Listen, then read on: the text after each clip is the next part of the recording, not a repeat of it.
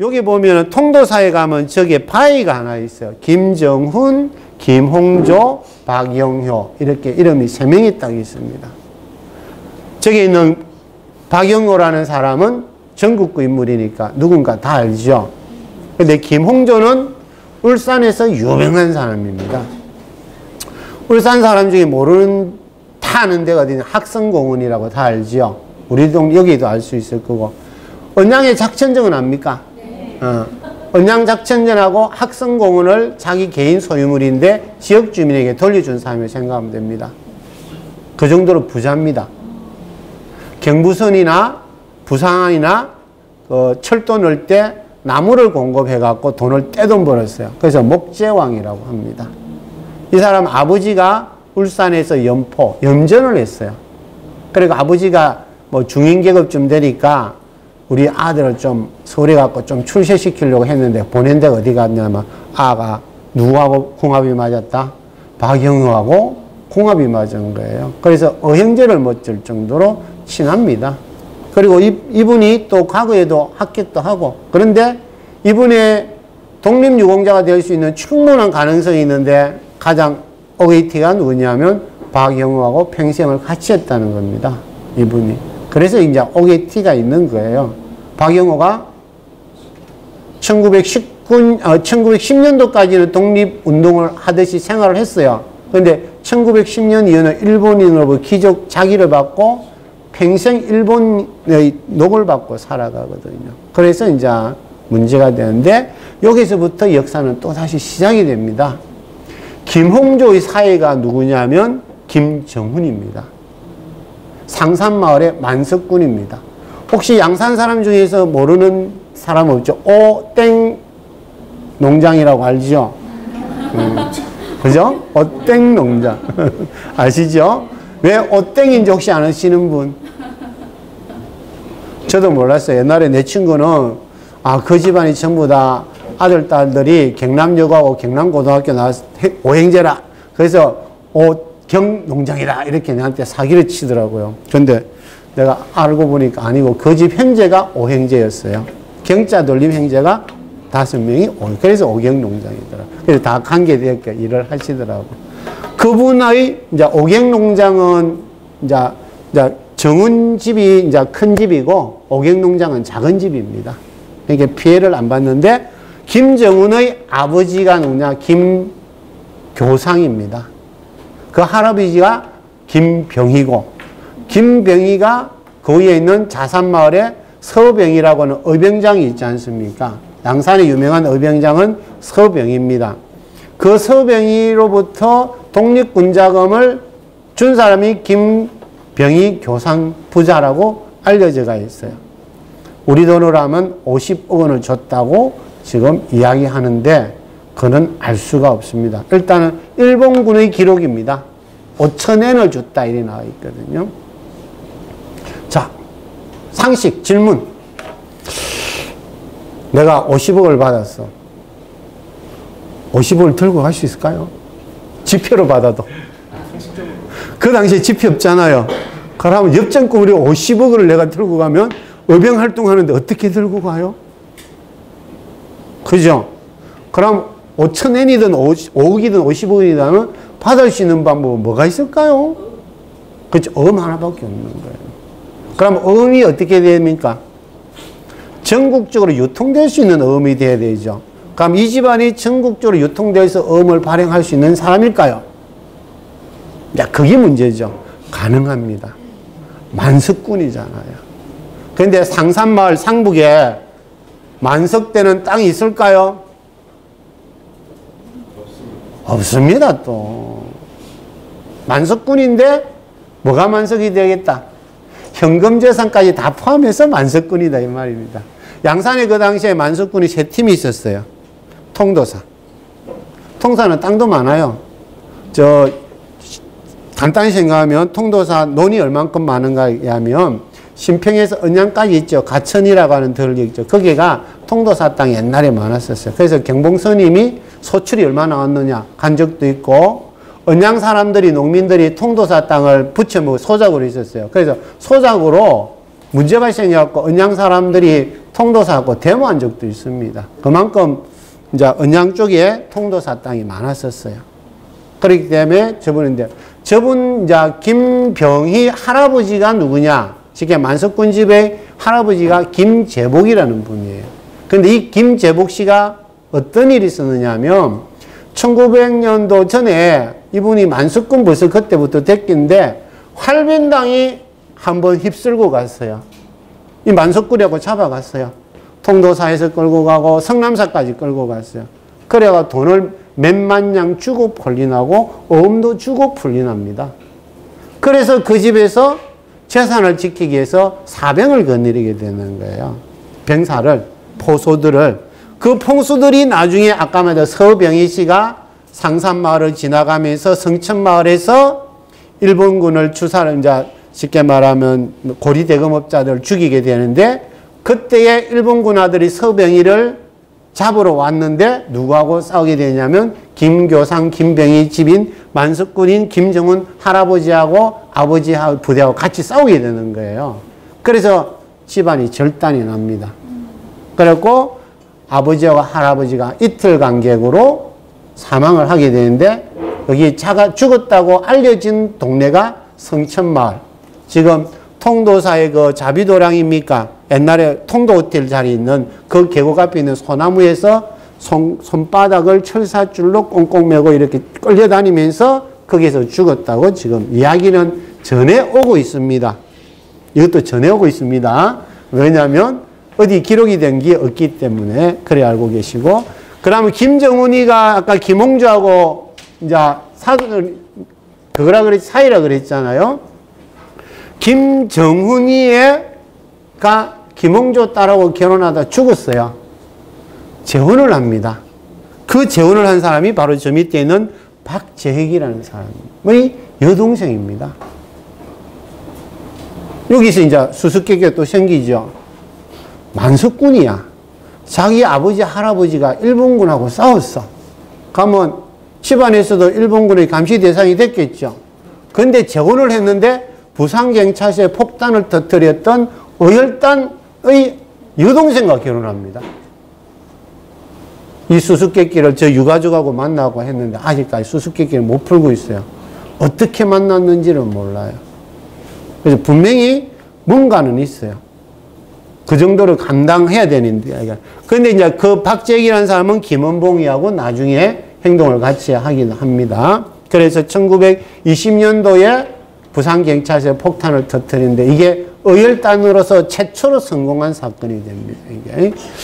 그 다음에 이제 김홍조가 아까도 독립운동도 좀 했을 것이다 하는데 이 사람은 돈이 많으니까 누구하고 행동을 하게 되냐면 저 밑에 있는 윤상은, 안희재 이런 사람하고 행동을 같이 합니다. 부산의 백산상에. 그 다음에 우리나라에서 지방은행으로서 민족자본의 최초 은행이 구포은행, 지금 경남은행인데 구포는 그 당시에 어느 땅? 양산 땅이었잖아요. 옛날에. 그래서 구포 사람들이 전부 다 양산 가서 양산의 부자들이 구포 가서 살았던 거예요. 그래서 윤상은 형제 동생이 이제 형님의 동생이 누구냐면 윤현태. 윤현태의 동생이 윤현진이 됩니다. 그 가족들이 부잣집입니다. 다 만석군 집안이기 때문에. 윤현태, 윤현진이 얼마나 부자였냐면 뭐 그 당시 이야기는 뭐냐면 구포까지 가갖고 매일 아침마다 장을 봐갖고 먹었다. 그래서 나주대는 장군들이 윤현태, 윤현진 집 앞까지 왔고 장을 섰다. 이렇게 이야기합니다. 그런 집이 또 있습니다. 저 내석에 살고 있는 정순모 집이 그랬었어요. 정순모 집도 보면은 구소석 저 안에 보면은 옛날 집이 있는데 그 앞에도 그 집은 천성산을 넘어서 와갖고 장군들이 했을 정도로 했는데 그래서 내가 그 말이 믿을 수 없다 해갖고 내가 몰래 그 집을 가본 적이 있어요. 구소석에 있는 집에 가보니까 규모를 보니까 이해가 되더라고요. 집 틈만 보더라도 집이 엄청 넓어요. 그래갖고 한쪽은 뭐 떼갖고 그 당시에 양산군수한테 뭐 줬다든가 하는 식으로 그렇게까지 집도 이야기를 하더라고요. 근데 윤현진이하고 상해 임정에 같이 갔던 사람이 누구냐면 바로 김정은의 사돈 집안인 김홍조입니다. 같이 상해 임정에 가고 활동하고, 그때 상해 임정에 같이 갔을 거라고 주장하고 있고 의심이 되는 사람이 아까 있던 이규용 씨입니다. 시기가 같고, 이규용하고 윤현진이 제가 조사를 해보니까 일본의 명치대학을 같이 갔어요. 같이 다닌 시기가 있는 같은데 윤현진은 졸업을 안 하고 왔고 이규용은 졸업을 하고 왔어요. 왜 그러냐면 이규용 씨는 일본 경찰 조사에 하면 졸업한 걸로 나와요. 한 4년 동안. 근데 윤현진은 일본 기록에는 일본 경찰 조사에는 졸업이라고 하지만 본인이 졸업 안 한 걸로 나와요. 시기적으로 2년밖에 안 있었기 때문에 졸업 안 한 거는 분명해요. 어쨌든 간에 윤현진 씨는 재무차장으로 지냈고 이규용 씨는 쉽게 요새 말로 하면 내무부 장관 또는 외무부 장관까지 했던 사람입니다. 그리고 그 당시에는 임정이 실제로 1920년대 중반까지 간단하게 하면 못 먹고 살았어요. 집 한 칸 갖고 있어요. 그래서 아까 박민호라는 사람이 내 상해 임정에서 독립운동 못하겠다. 너무 헐벗고 이런데 무슨 독립운동하노. 그래서 박민호라는 사람이 미국으로 넘어갑니다. 그 당시에는 또 우리나라의 지역 파벌이 좀 심하잖아요. 상해 임정에서도 지역 파벌이 심했습니다. 실제로. 그래서 초창기 20년대까지는 독립운동 제대로 안 됩니다. 그래서 김원봉 같은 어혈단들이 나타나게 되는 겁니다. 실제로. 근데 이제 안희재가 아까 백산상해를 했다고 그랬잖아요. 그죠? 근데 백산상해와 관계됐던 자본가들이 많습니다. 저기 있는 윤상은, 윤현태, 저 밑에는 송태관 이런 사람들, 윤현진도 관계됩니다. 백산상해와 관계되었고 돈줄을 댄 사람, 양산에도 있습니다. 이름이 좀 가물가물한데 양산에도 부잣집들이 몇 명 있거든요. 그분도 돈에 됐는데 백산상해에 관계했고 독립유공자 된 사람 백산 아니지 혼자밖에 없습니다. 이게 돈 벌어다 갖고 독립유공자를 됐는데도 불구하고 안 된다. 이것도 우리가 좀 고민을 해봐야 되는 그런 문제가 됩니다. 근데 김옥균이 이제 박영우가 일본에 이제 망명 갔을 때 같이 망명 간 사람이 누구냐면 김옥균이라는 사람이죠. 이 김옥균 집에 누가 오느냐면 배정자라는 여자가 옵니다. 이 여자가 이토 히로부미의 수양딸이라고 알려진 흑치마 사다코라는 알려져가 있는 여자입니다. 이 여자가 한때 10살 전후로 해갖고 통도사의 동자 애기성으로 도망을 온 적이 있습니다. 그걸 본 사람이 누구냐? 김구화 스님입니다. 구화 스님이 그 당시에 배정자를 알았었어요. 그래서 배정자가 통도사에 왔다 갔다 하고 정언을 한 기록이 있습니다. 그런데 김옥균이는 이토 히로부미를 배정자한테 보낼 때는 뭐냐면 네가 일본의 첩자가 돼갖고 우리에게 좋은 정보를 갖고 오거라. 이토 걸 가고 그랬는데 거꾸로 배정자는 이토한테 붙어갖고 고종한테 가갖고 온갖 정보를 다 얻습니다. 그래서 고종이 실제로 배정자의 치마폭에 모든 것이 휘둘릴 정도로 빠져가 있습니다. 실제로 그렇습니다. 1910년 전에 그 한일 합방 전에 심지어 고종이 어떤 생각까지 하느냐면 배정자하고 결혼할까지 생각합니다. 배정자의 기록에 하면. 그리고 그 당시 우리나라에 유명했던 제일 똑똑한 사람 중에 하나는 윤치호라는 분이 있죠. 윤치호는 거의 평생 동안 일기를 썼는데 나중에는 비밀하게 영어로 일기를 다 쓴 사람이거든요. 그의 기록도 배정자가 그런 식으로 나옵니다. 황실이 전부 다 배정자의 치마폭에 다 한다. 그래서 저 여자가 흑치마를 입고 다녔답니다. 흑치마를 입고 다니면 경성이 난리 났대요. 그리고 우리나라에서 그 복식사에서 양장을 입은 여자로 또 유명합니다. 저 여자가.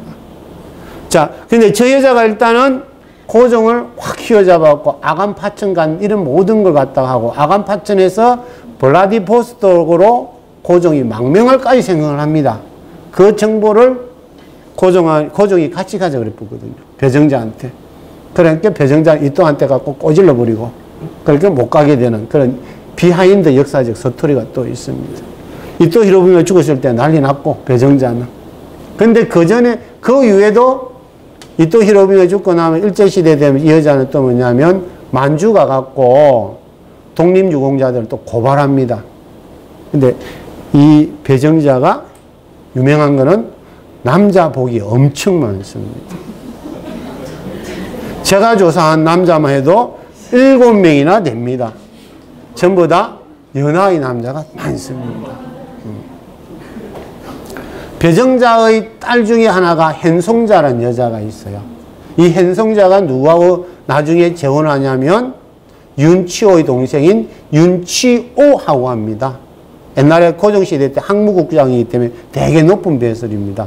윤치호 집안이 누구로 또 유명하냐면 여러분이 아는 나중에 4.19 혁명 이후에 대통령이 되었던 윤보선 씨 집안입니다. 유씨 집안이 일제시대 때는 친일 집안입니다. 그 정도로 복잡한데 하여튼 윤치호하고 이 사람의 딸이 재혼을 합니다. 나이가 20몇 살 납니다. 근데 이 20몇 살 딸이라는 이 현송자라는 딸이 늙은 할아버지하고 사니까 뭐 재미는 있겠습니까? 그래서 연세대학교 다니는 이철이라는 남자하고 바람이 납니다. 근데 이철이가 누구냐면 우리나라 최초 연예인 엔터테인먼트 회사 사장입니다. 그래서 만든 우리나라 최초의 걸그룹이 이름이 혹시 알아요? 우리나라 최초의 걸그룹 이름하여 저고리 시스터즈입니다. 동남아시아를 무대로 공연 다니고 그랬고 여러분이 아는 그 유명한 일제시대 때 그 유명한 가수들이 있죠. 전부 다 이철의 OK 레코드사 소속입니다. 연예인들을 전부 다 발굴한 사람도 이철입니다. 근데 이 사람이 이제 현송자하고 결혼하고 했지만 또 나중에 약간 문제가 있긴 있습니다. 이 정도로 하고요. 그러니까 양산 이쪽으로 연결되는 게 많죠. 그죠? 그죠? 김정은 씨는 그렇게 특별한 활동을 못했어요. 대구 가갖고 사업을 하다가 학교를 인수하려고 했는데 대륜고등학교인가 그런데 그 학교를 인수하려고 하다가 실패를 했어요. 이제 학교 전체를 새로 살려고 하니까 아마 지역적인 그런 게 아마 있지 않았나 그렇게 생각이 됩니다. 그러니까 이렇게 복잡합니다. 그래서 제가 이제 주로 조사를 많이 하는 거는 사랑관계. 사랑관계를 보면 되게 복잡해요. 박재익이라는 사람, 아까 김현기라는 사람, 이게 외성마을에 그 했다는 분 있잖아요. 3.1 운동한 사람. 누구하고 또 친구냐면, 아까 부산경찰서 폭탄을 다 박재익의 친구인 절친인 최턴택이라는 사람하고 김현기가 친구입니다. 그래서 김현기라는 사람 의사하면서 돈 많이 모으니까 독립운동 자금 막 대주고 막 또 그럽니다. 그러니까 또 아까 김현기 씨의 외사촌 쪽이 되는 사람이 영화 말모이 있잖아요. 말모이의 김두봉입니다. 김두봉 씨는 북한에 가면 뭐가 됐을까요? 우리나라식으로 하면 총리가 됐어요. 그래서 우리나라에서 저 사람 이름도 건기시되는 이름 중에 하나입니다. 저 사람은 한글학자인데 우리 말모이 보면 한글학자로 나오잖아요. 그죠? 저분의 제자가 누군지 압니까? 채땡배입니다. 그 유명한 울산의 채햄배입니다. 김두봉 씨의 제자입니다. 매솔 채햄배가. 그래서 상해임정에 있을 때까지만 최두봉이는 전부 다 한글 공부를 하다가 나중에 상해임정에서 싸우는 꼬라지 보기 싫어갖고 어디로 가냐면 중국 쪽하고 같이 독립운동하는 겁니다. 그리고 김두봉의 또 친척이 누구냐면 의열단장 김원봉의 두 번째 부인입니다. 박차정이 됩니다. 그래서 부산의 박차정이 또 그래서 뭐 나 밀양 사람 김원봉이 할 때 그 김원봉이 이 사람입니다. 밀정 그러니까 이런 식으로 전부 다 연결이 많이 된다는 거. 아까 그리고 윤상은이란 분하고 김홍전은 또 사돈 관계입니다. 만석군끼리는 다 사돈이에요. 그래서 윤상은의 아들이 또 누구냐면 부산대학교 초대 총장인 윤인구 씨입니다. 부산대학교 가면 무슨 뭐죠? 효인이 아니고 뭐 하나 있는데 그게 뭐냐면